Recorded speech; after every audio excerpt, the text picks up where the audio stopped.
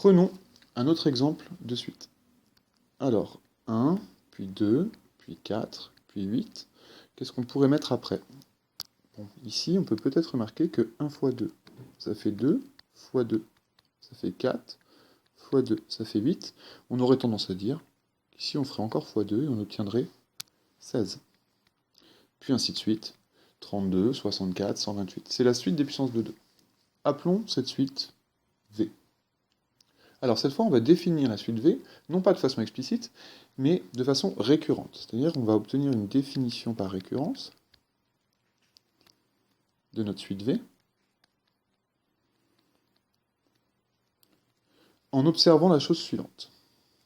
Donc, pour obtenir, par exemple, le terme qui est là, le terme d'après 16, donc c'est le terme d'indice 0, 1, 2, 3, 4 et 5. C'est V5. Pour obtenir V5, eh bien je fais 2 fois V4. 2 fois 16. 2 fois 16, 32. Donc V5, ça fait 32. On peut calculer après V6. V6, c'est 2 fois V5, donc 2 fois 32, 64, puis ensuite 128. On calcule ainsi de suite tous les termes de la suite de proche en proche. Donc de façon générale, on peut avoir notre suite Vn qui se calcule ainsi. Vn plus 1, le terme d'indice n plus 1, eh bien c'est 2 fois le terme précédent, c'est-à-dire le terme d'indice n. N, c'est un cran en dessous de n plus 1. Alors ça ne va pas suffire, il faut aussi indiquer le premier terme. Le premier terme ici, c'est 1, qui est là.